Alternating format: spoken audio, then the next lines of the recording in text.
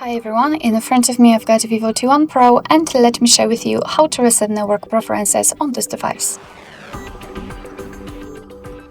So first of all we have to enter the settings, and then in the general section, in the general settings basically we have to scroll down and find the system. Now let's tap on reset options, and as you can see at the top we've got reset Wi-Fi, mobile and Bluetooth. Let's tap on it.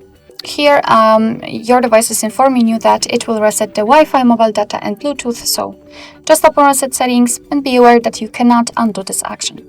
Tap on reset settings and wait a second until you will see this information that the network settings have been reset successfully.